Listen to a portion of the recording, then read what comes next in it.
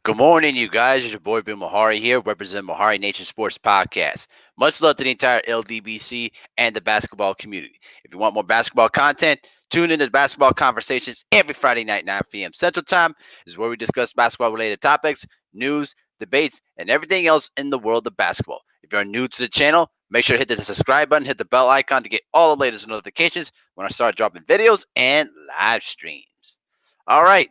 So, welcome to another episode of Historical Perspectives. This is my weekly morning show where I host every 8 a.m. Monday through Friday at 8 a.m. Central Time. So, this week we're going to talk about one of the best power forwards of the early 2000s, and I'm talking about Chris Webber, one of the most multi-talented and one of the most versatile power forwards you'll ever find in the history of NBA basketball, bar none. He was an insane player to watch, and particularly he was just a dominator inside in the paint. All right, now let's talk about his childhood, shall we? So Chris Webber was born in Detroit, Michigan. He was the oldest of five children.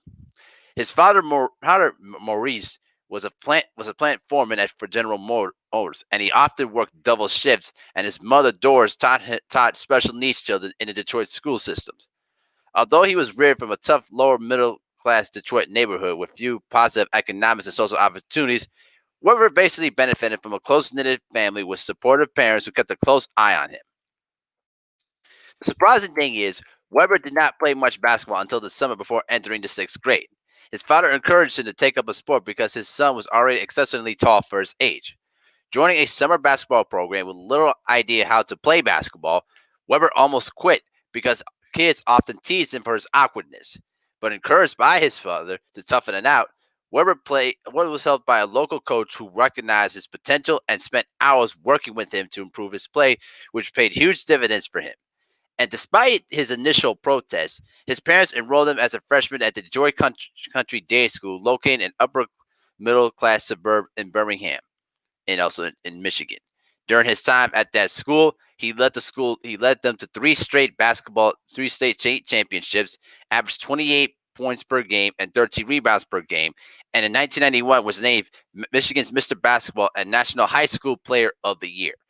And pretty much this guy was coming in, being a dominator inside of his own state. But also during his time playing with AAU ball, he also linked up with another Michigan alum at that time, and that was Jalen Rose. All right, and he also plays at Southwestern High School outside of Detroit. And so after his senior year, okay, Weber was thinking about where he was going to go to school, and one of his schools on the top of his list was Duke. But as you guys remember from the Fab Five documentary, Juwan Howard, who already was committed to going to Michigan, okay, he helped recruit Jimmy King and Ray Jackson. But he was astronomical of both recruiting both Jalen Rose and Chris Webber to come over to the school, and it basically paid off. They were able to get five of the best freshman players in the country on one team. And so with this team in its formation, they became known as the Fab Five, and this team was a cultural revolution. Spot basically advertising the long baggy shorts, the black socks, and the fade haircut. You know what I mean? And basically they were immensely popular in terms of bringing the hip hop, aspect to basketball. And the way that these guys performed during that time in their 2 years together was unbelievable. In their first year together, in their first year together, the Michigan Wolverines made a surprising run to the national championship game, eventually where they lost to Duke, who were the defending national champions at the time.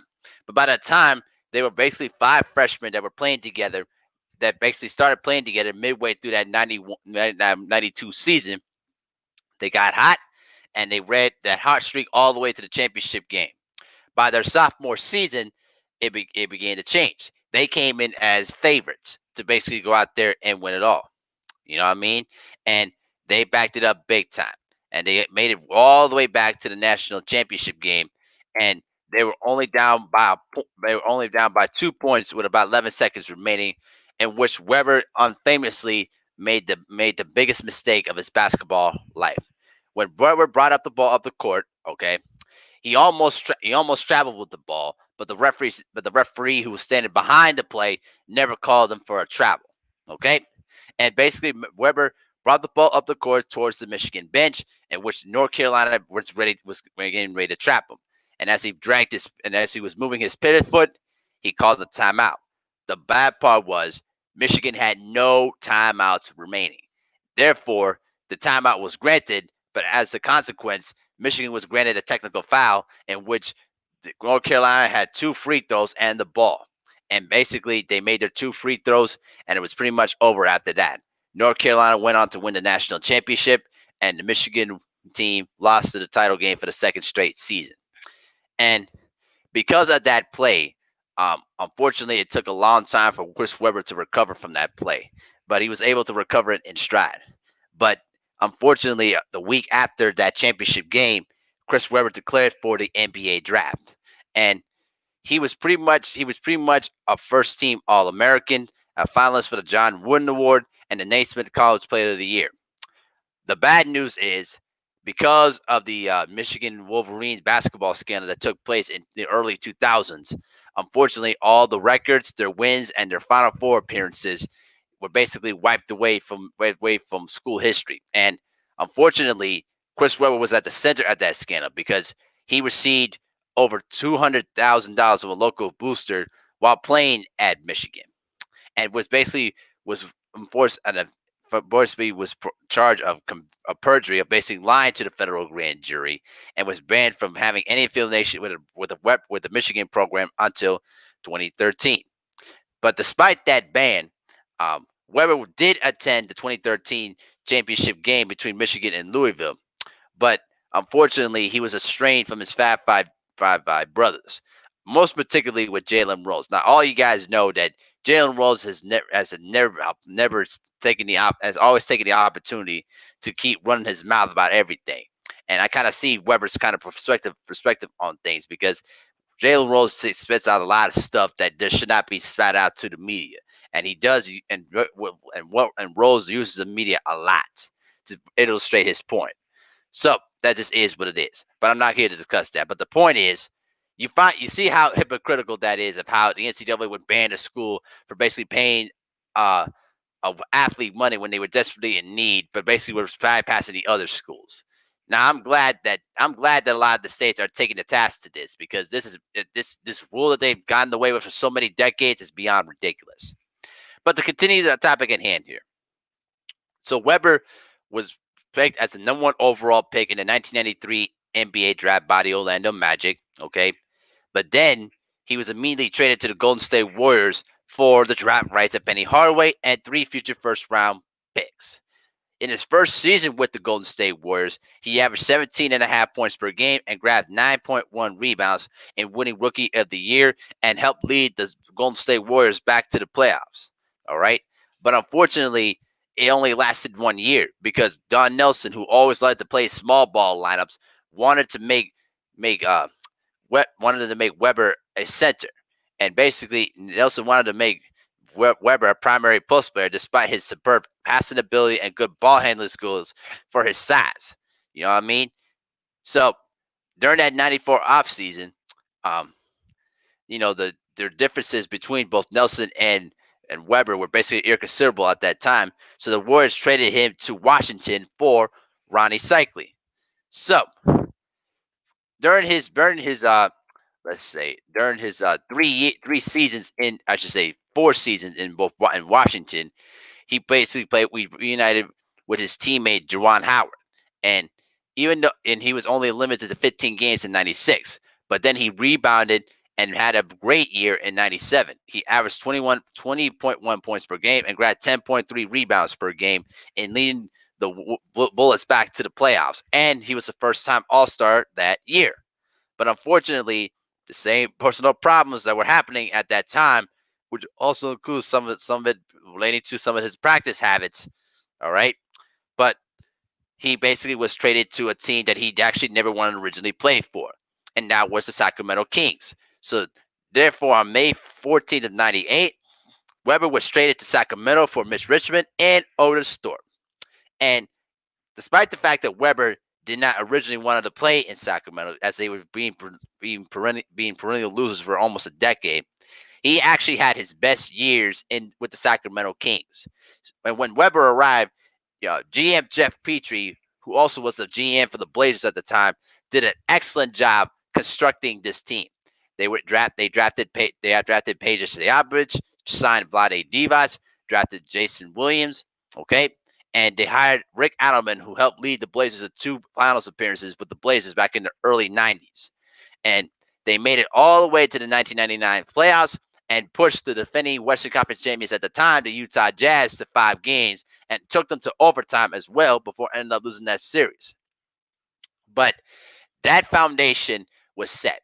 It was going to be the foundation of Weber and Divac that was going to try to get the Kings over the hump. All right. And so the next 3 years, the Kings gradually got better and they improved with each passing year. And the 2001 season was perhaps his best year of his career when he averaged 27.1 points per game and 11.1 rebounds per game and finished fourth in MVP voting. Okay. And but that year he was a free agent. That meant he could have went elsewhere. Now I did hear some rumors at the time that he was very, very close to signing with the Orlando Magic. Very, very close. But he basically had cold feet, and Weber ended up signing basically a 7-year, $127 million deal with the Kings. Now, despite only playing 54 games due to injuries that year, okay, overall the Kings had the best season in franchise history. They went 61-21, okay, and Weber averaged 24 and a half points per game and grabbed 10.1 rebounds per game. All right, and that was their best team ever assembled. When you add the fact when you had Mike Bibby, who was traded from Vancouver all the way to Sacramento for Jason Williams, when you add the defensive specialist of Doug Christie, Peja Stojakovic as your forward, and then your duo front line of Weber and Divac, combined with the bench Bobby Jackson, Hito Turkoglu, um, what else? Who else? Scott Pollard. I mean, this team was loaded in, and they were basically favorites, and they made it all the way to the Western Conference Finals, where they ended up losing the 7 games to Shaquille O'Neal, Kobe Bryant, and the Los Angeles Lakers. Unfortunately, it was the last time Weber was able to play at his top peak. By 2002, 2003, he basically averaged 23 points per game and grabbed 10.5 rebounds and made his last All-Star appearance. And unfortunately, it was pretty much the end of his prime years because during the playoffs, during the 2003 playoffs, um, Weber suffered a career almost a career-ending knee injury while basically running down the lane that basically left him untouched. He ended up, ruining his knee really, really bad. He basically injured tore ligaments in his knee and basically also was microfractured his knee too. So basically that next year he had to take microfracture surgery and only returned for 23 games for the 2003-2004 season. Now, he didn't do that bad, averaging 18.7 points per game, but he was no longer the same explosive player that made him great at the time. And during that conference finals series against the Minnesota Timberwolves, Garnett had his way. He was able to feast on an injury-riddled Chris Webber at the time. I can remember how Weber could not move his feet laterally. He couldn't move because the knees restricted his movement. You know what I mean? And Garnett, who had the best season of his life, basically feasted on him, and they made it all the way to Western Conference Finals. Fortunately, um, unfortunately, that was basically the last time the Kings made the playoffs with that crew. They started making changes, and then during the 2004-2005 season, he was traded to the Philadelphia 76ers, where he played 3 more seasons. Played 1 season in Detroit in 2007 before returning back to Golden State for only 9 games during that 08 season before ultimately retiring from the game. So that's pretty much his career in a nutshell. Now, to my analysis about his career, Chris Webber was the type of player that basically you could build your team around. Unfortunately, he didn't make the big plays in big moments that helped put his team over the hump. But everywhere his team went, everywhere he was, wherever he went to, he helped them lead to the playoffs. His first year in Golden State, he helped them lead to the playoffs. During his time in Washington, in his what is it, basically his third year in '97, he helped them lead to the playoffs and made his first All-Star team. In Sacramento, he had his best years of his career. He was a near MVP candidate. Plus, he almost led them to the NBA Finals that year. And so his career should be remembered as one of the most, you know, underrated and probably the most underachieved careers throughout his entire history of basketball. And the fact that he's not in the Hall of Fame is just ridiculous. I think that Chris Webber definitely belongs in the Hall of Fame. Now he's been waiting on pretty much almost 4 to 6 years to get his name in the Hall of Fame. The time is now for this man to earn his mecca, to earn his spot in the Hall of Fame. Only time will tell. But I wanted to give a nice tribute to one of the most versatile power forwards that you'll ever see and one of the most exciting players that you'll ever see in the history of basketball. But tell me what you guys think in the comment section.